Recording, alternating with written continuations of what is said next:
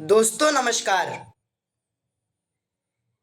केंद्र में मोदी सरकार ने चुनाव आयोग की एक सिफारिश को लागू किया और इसके बाद कांग्रेस समेत विपक्षी दल इस पर सवाल उठा रहे हैं। दरअसल केंद्र सरकार ने चुनाव आचार संहिता में संशोधन करते हुए चुनावी दस्तावेजों के एक हिस्से को आम जनता की पहुंच से रोक दिया है। भारत सरकार के विधि और न्याय मंत्रालय ने शुक्रवार को चुनाव आयोग की सिफारिश के आधार पर सीसीटीवी कैमरा और वेबकास्टिंग फुटेज को सार्वजनिक करने पर रोक लगा दी है। बीबीसी ने मामले में बीजेपी के कुछ राष्ट्रीय प्रवक्ताओं से संपर्क किया और लेकिन उनकी तरफ से इस विषय पर कोई प्रतिक्रिया नहीं दी गई। कांग्रेस ने इस कदम को संविधान और लोकतंत्र पर हमला बताते हुए कांग्रेस के अध्यक्ष मल्लिकार्जुन खड़गे ने एक्स पर पोस्ट में लिखा कि मोदी सरकार द्वारा चुनाव आयोग की स्वतंत्रता को कम करने का नपातुला प्रयास संविधान और लोकतंत्र पर सीधा हमला है और हम उनकी रक्षा के लिए हर कदम उठाएंगे। इससे पहले क्या थे नियम, आइए हम पहले वो जानते हैं। चुनाव संचालन नियम 1961 के नियम 93(2)(a) में संशोधन से पहले लिखा था कि चुनाव से संबंधित अन्य सभी कागजात सार्वजनिक जांच के लिए खुले रहेंगे। संशोधन के बाद इस नियम में अब ये कहा गया है कि चुनाव से संबंधित इन नियमों में निर्दिष्ट अन्य सभी कागजात सार्वजनिक जांच के लिए खुले रहेंगे। इस बदलाव से चुनावी नियमों के अलग अलग प्रावधानों के तहत केवल चुनावी पत्र जैसे नामांकन पत्र आदि ही सार्वजनिक जांच के लिए खुले रहेंगे। उम्मीदवारों के फॉर्म 17C जैसे दस्तावेज उपलब्ध रहेंगे, लेकिन चुनाव से संबंधित इलेक्ट्रॉनिक रिकॉर्ड और सीसीटीवी फुटेज सार्वजनिक रूप से उपलब्ध नहीं रहेगी। अब अलग अलग मीडिया रिपोर्ट्स में चुनाव आयोग के अधिकारियों से इस मुद्दे पर बातचीत की गई। मीडिया से बातचीत में चुनाव आयोग के एक अधिकारी ने नाम न बताने की शर्त पर मतदान केंद्र के अंदर सीसीटीवी फुटेज के दुरुपयोग को रोकने के लिए नियम में संशोधन किया गया है, ऐसा साझा किया है। सीसीटीवी फुटेज साझा करने से विशेष रूप से जम्मू कश्मीर नक्सल प्रभावित क्षेत्रों जैसे संवेदनशील क्षेत्रों में गंभीर परिणाम हो सकते हैं, जहां गोपनीयता महत्वपूर्ण है। मतदाताओं की जान भी जोखिम में पड़ सकती है। सभी चुनाव पत्र और दस्तावेज सार्वजनिक जांच के लिए उपलब्ध हैं। अब हम ये भी जानते हैं कि संशोधन से पहले हाई कोर्ट का आदेश इस पर क्या था। तो संशोधन से कुछ दिन पहले पंजाब और हरियाणा हाईकोर्ट ने 9 दिसंबर को चुनाव आयोग को निर्देश दिया था कि वह वकील महमूद प्राचा को हरियाणा विधानसभा चुनाव से संबंधित आवश्यक दस्तावेज उपलब्ध कराएं। महमूद प्राचा ने हरियाणा विधानसभा चुनाव से संबंधित वीडियोग्राफी, सीसीटीवी फुटेज और फॉर्म 17C की प्रतिक्रिया उपलब्ध कराने के लिए हाई कोर्ट में याचिका दायर की थी। याचिका में कहा गया था कि रिटर्निंग ऑफिसर के लिए जारी हैंडबुक में यह प्रावधान है कि उम्मीदवार या किसी अन्य व्यक्ति द्वारा आवेदन किए जाने पर ऐसी वीडियोग्राफी उपलब्ध कराई जानी चाहिए। याचिका का विरोध करते हुए चुनाव आयोग के वकील ने कोर्ट में कहा था कि प्राचा ना तो हरियाणा के निवासी हैं और ना ही उन्होंने किसी विधानसभा क्षेत्र से चुनाव लड़ा है। ऐसे में उनकी मांग सही नहीं है। प्राचा की तरफ से कहा गया था कि चुनाव संचालन नियम 1961 के मुताबिक उम्मीदवार और दूसरे व्यक्ति के बीच यह अंतर है कि उम्मीदवार को दस्तावेज निःशुल्क दिए जाने हैं, जबकि किसी अन्य व्यक्ति को इसके लिए एक निर्धारित शुल्क देना होता है।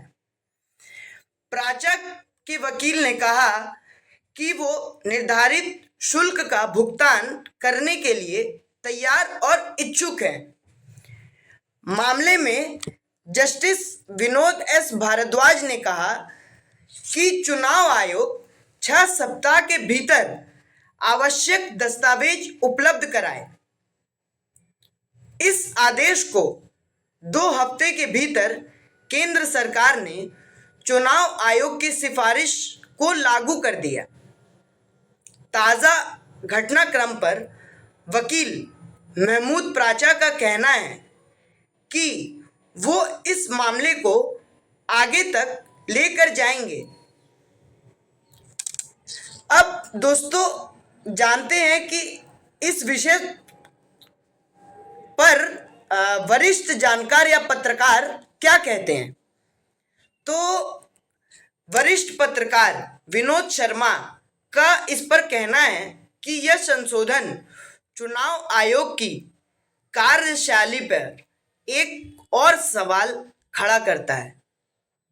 विनोद शर्मा कहते हैं, हाई कोर्ट ने आदेश दिया था कि याचिकाकर्ता को संबंधित डेटा दे दीजिए और इस आदेश के कुछ दिन बाद यह संशोधन किया गया। इसकी टाइमिंग अपने आप में सवाल खड़ा करती है और यह संशोधन संसद से तो पारित नहीं हुआ है। लोग लगातार आयोग के नियमों और फैसलों पर सवाल उठा रहे हैं और अब यह फैसला आ गया है।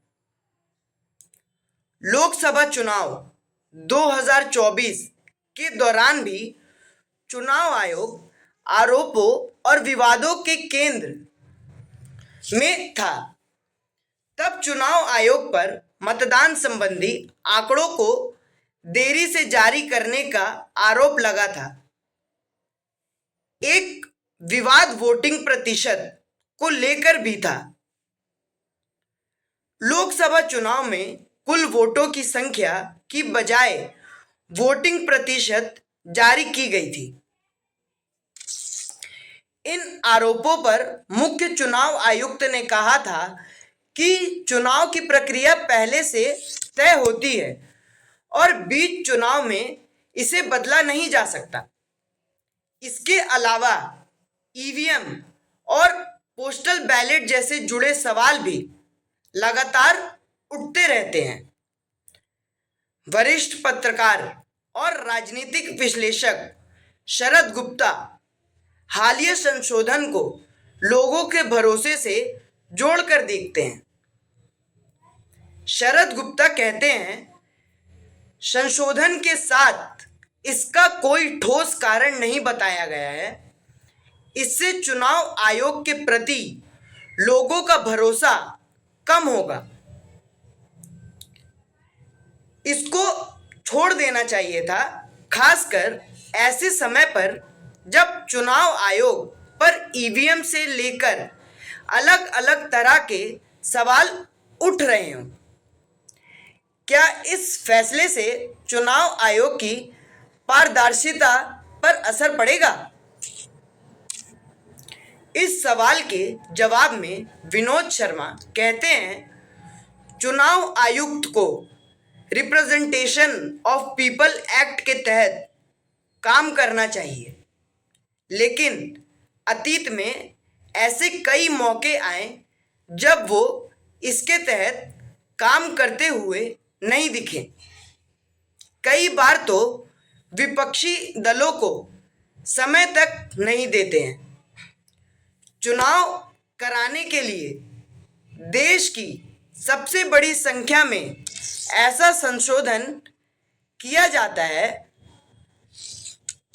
तो आप इसे क्या कहेंगे? शरद गुप्ता का कहना है, जब सीसीटीवी फुटेज है और आप उसे जारी नहीं करते हैं तो स्वाभाविक है कि लोगों के मन में संदेह पैदा होगा। अगर आप फुटेज नहीं दे रहे हैं तो लोग पारदर्शिता पर तो सवाल जरूर उठाएंगे। अब हम जानते हैं कि कांग्रेस, बीजेपी और विपक्ष, इन दलों की इस पर क्या प्रतिक्रिया है और इन दलों ने इस पर क्या कहा है। तो कांग्रेस के वरिष्ठ नेता जयराम रमेश ने सोशल मीडिया प्लेटफॉर्म एक्स पर चुनाव आयोग की पारदर्शिता पर सवाल उठाए हैं।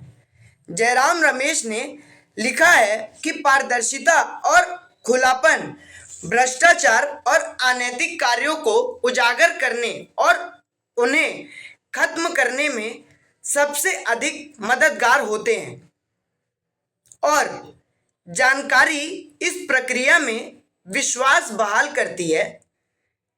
जब पंजाब और हरियाणा उच्च न्यायालय ने इस तर्क पर सहमति व्यक्त करते हुए चुनाव आयोग को सभी जानकारी साझा करने का निर्देश दिया था।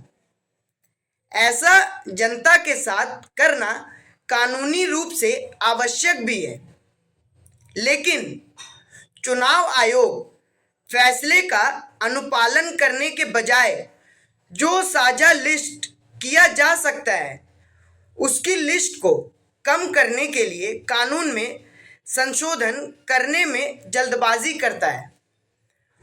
चुनाव आयोग पारदर्शिता से इतना डरता क्यों है? जयराम रमेश का कहना है कि आयोग के इस कदम को जल्द ही कानूनी चुनौती दी जाएगी। दिल्ली के पूर्व मुख्यमंत्री अरविंद केजरीवाल ने लिखा है, इसका मतलब कुछ तो बड़ी गड़बड़ है। तृणमूल कांग्रेस के भी पूर्व सांसद जवाहर सरकार ने पूछा कि मोदी सरकार आखिर छिपा क्या रही है। जवाहर सरकार ने एक्स पर लिखा, आखिर चुनाव नियमों में अचानक बदलाव करके जनता को चुनाव रिकॉर्ड और डेटा के बारे में पूछना और जांच से क्यों रोक दिया गया? इस पर केंद्र सरकार क्यों कुछ नहीं कहती? इसी के साथ हम आगे और भी जानेंगे। तब तक के लिए बहुत बहुत धन्यवाद। बहुत बहुत धन्यवाद।